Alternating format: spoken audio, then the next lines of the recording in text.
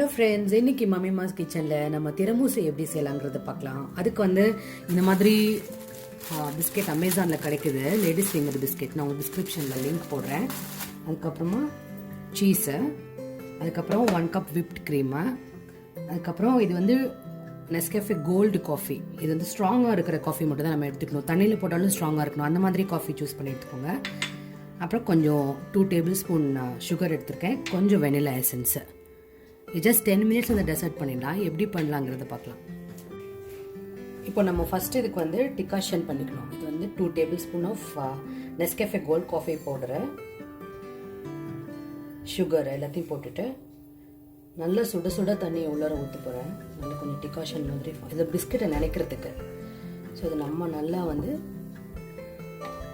இது ஆறணும். சுட சுட பிஸ்கெட் நினைக்க போகிறது இல்லை. நம்ம அதுக்குள்ளே க்ரீம் எல்லாம் பண்ணிக்கிறதுக்குள்ளே இது ஆறிடும். ஆறுனதுக்கப்புறமா நம்ம எப்படி அரேஞ்ச் பண்ணுறதுங்கிறத பார்க்கலாம். இது ஃப்ரெஷ் க்ரீமை நல்லா நம்ம ஸ்டிஃப் பீக் வர வரைக்கும் அடிச்சுக்குவோம். எல்லாமே சில்லுன்னு தான் இருக்கு. போலு, பீட்டரு எல்லாமே சில்லுன்னு வச்சுருக்கேன். இதை ஃபஸ்ட்டு ஸ்டிஃப் பீக் வர வரைக்கும் அடிச்சுட்டு நம்ம அடுத்த ஸ்டெப் பார்க்கலாம்.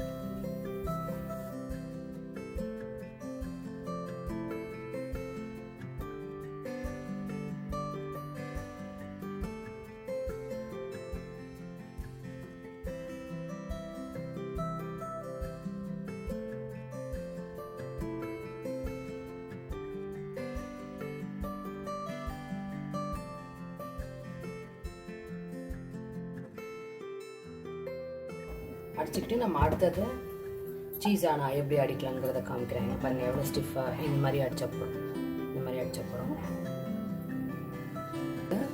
சீஸை நம்ம வந்து க்ரீம் மாதிரி நல்லா அடிச்சுக்கணும். உங்களுக்கு இன்னும் கொஞ்சம் சுகர் ஜாஸ்தி வேணும்னா இப்போ இந்த இதில் ஐசிங் சுகர் சேர்த்துக்கலாம். எங்களுக்கு நிறைய ஸ்வீட் தேவை கிடையாது, அதனால நான் அதில் ஆட் பண்ணல.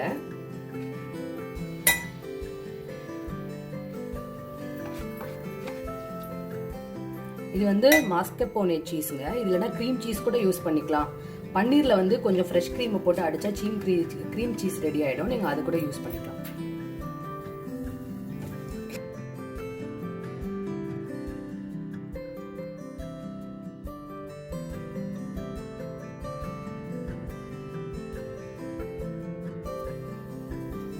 இப்போ இந்த க்ரீம் சீஸையும் விப்ட் க்ரீமையும் மிக்ஸ் பண்ணிக்கலாம்.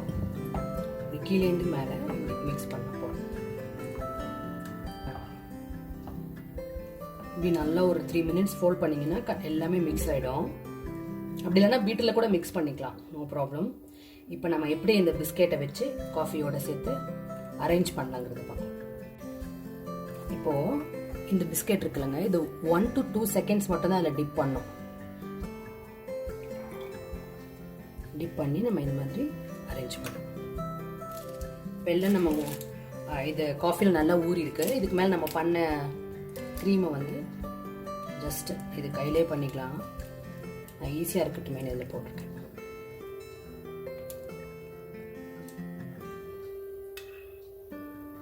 நம்ம ஃபுல்லாக இந்த மாதிரி க்ரீமை ஸ்ப்ரெட் பண்ணிவிட்டு இதுக்கு மேலே அது மாதிரி இன்னொரு லேயர் வைக்கணும். இந்த மாதிரி உடஞ்ச பீஸ் இருந்தால் கூட நோ ப்ராப்ளம். நம்ம கட் பண்ணும்போது ஒன்றும் தெரியாது. அதனால் இருக்கிற இடத்தெல்லாம் ஃபில்அப் பண்ணிவிடுங்க, கேப் எல்லாம்.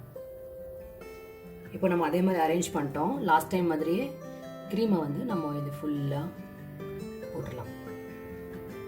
இப்போ நம்ம வந்து க்ரீம் எல்லாம் போட்டு எல்லாமே செட்டில் ஆகிடுச்சு.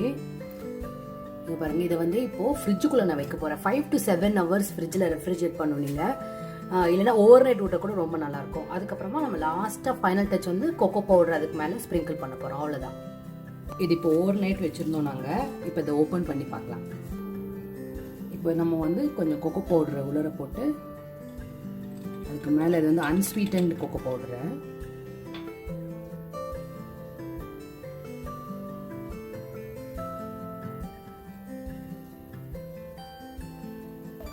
நமக்கு ஃபுல்லாக ரெடி ஆகிடுச்சு. இப்போ நம்ம கட் பண்ணி சர்வ் பண்ண வேண்டியதான். ஃபஸ்ட்டு பீஸ் மட்டும் கொஞ்சம் கஷ்டங்க எடுக்கிறதுக்கு. அதுக்கப்புறம் அடுத்தடுத்த பீஸை ஈஸியாக எடுத்துடலாம் நீங்கள்.